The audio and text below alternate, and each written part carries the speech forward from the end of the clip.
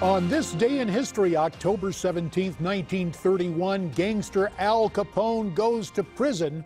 He was convicted for tax evasion. Got to pay those taxes. 1966, President Johnson goes to Asia. Included in that trip, a surprise visit to Vietnam. And in 1974, President Ford explains his pardon of Mr. Nixon to Congress. Fact is, President Ford was in uncharted waters after being sworn in as our chief executive. There were public calls for the prosecution of his predecessor. But Mr. Ford decided to grant Richard Nixon a full pardon for the former president's involvement in the Watergate scandal. On this day in 1974, Mr. Ford told the House Judiciary Committee that a long, drawn-out trial would have only further polarized the public.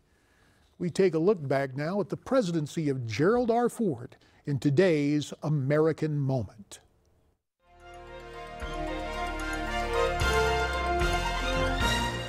I shall resign the presidency effective at noon tomorrow.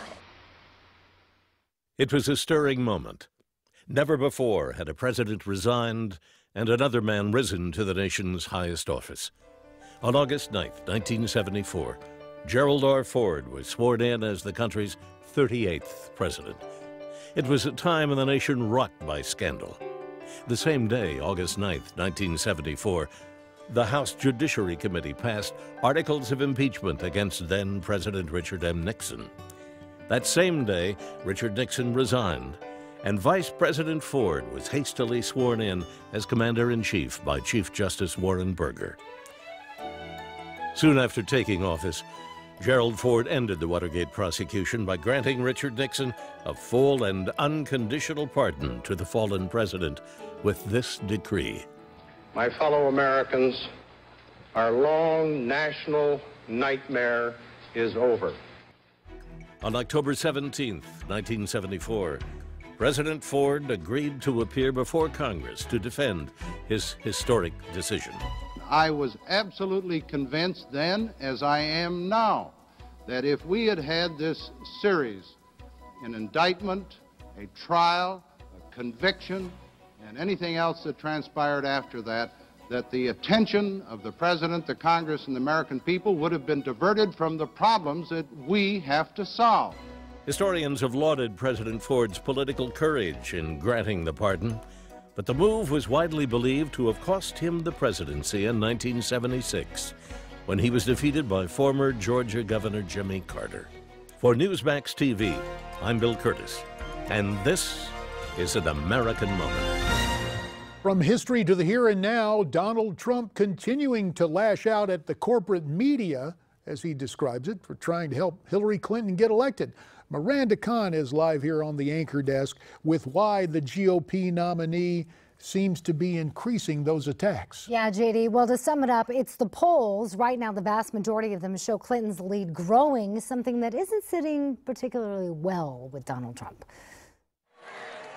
The election is being rigged by corrupt media pushing false allegations and outright lies in an effort to elect Hillary Clinton president.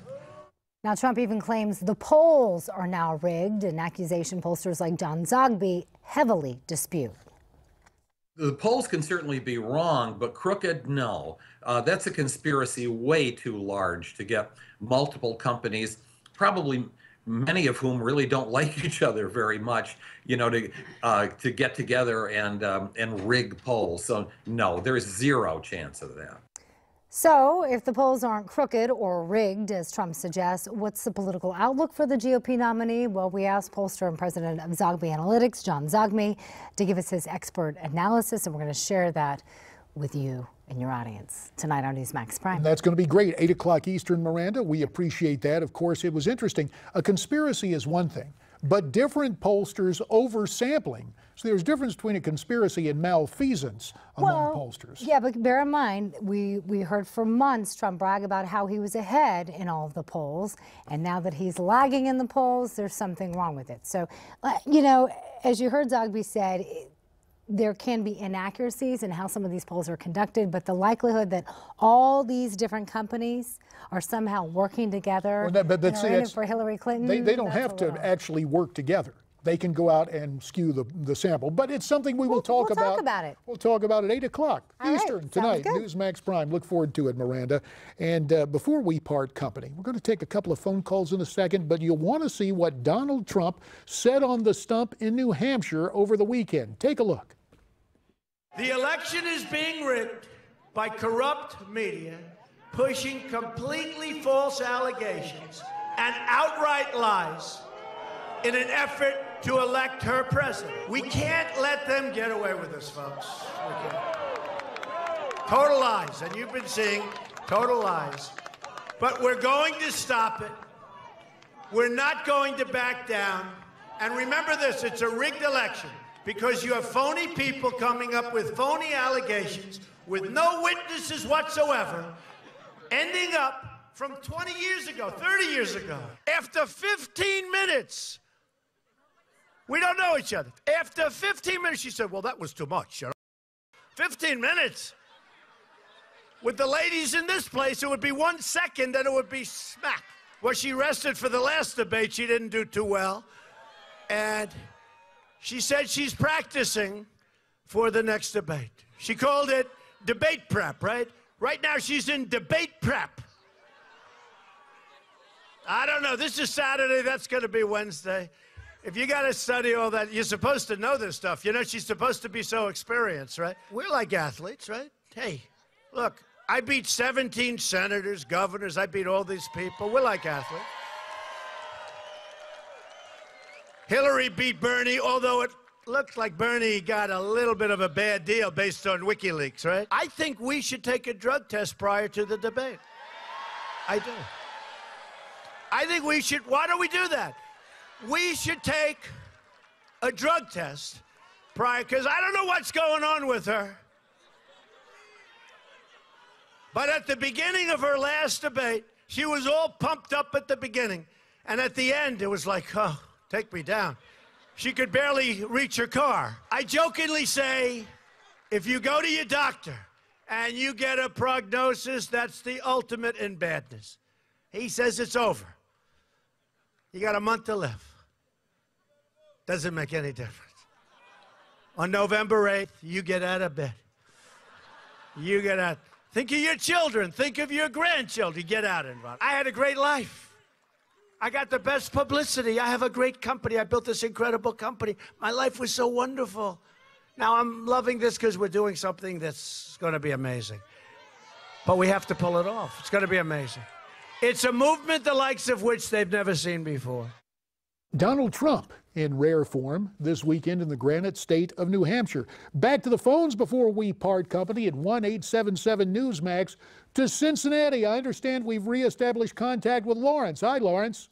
Hi, how you doing, sir? Hey, I'm doing great. I understand you're canvassing some neighborhoods. What are you finding there in Cincinnati? Well, I live in Western Hills and Westwood area of Cincinnati. I've been there since 1958 in the same house. I know the spot. I'm 62 years old, sir. Yes, indeed. And I'm out on the streets for the last 3 weeks with my friend Jim Burns, and we're carrying signs. My sign is support your local police and put Hillary in jail. And I get more response, positive response out of women. Oh, how about that? That's good to know. So you're telling us that based on what you're seeing in Cincinnati, take the polls with a grain of salt. Lawrence, hope you'll call again. Look forward to hearing from you. Finally, Massapequa, New York is where Corey is calling from. Massapequa, hey, are you down the street from the Clintons, Corey? Yeah, hi. How you doing? Hey, doing fine. I'd like to weigh in on this. Okay, you got 30 seconds. I'm just curious that we have approximately 5 to 10 news stations, media.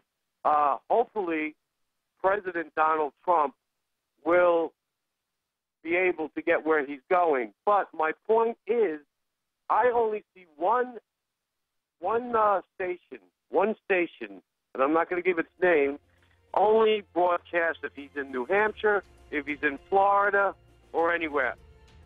Well, I tell you what, Corey, that's why you need to keep it right here on Newsmax TV, because we appreciate your comments, and we'll do this again tomorrow at 1. See you tonight on Newsmax Prime at 8 Eastern. Thanks for watching.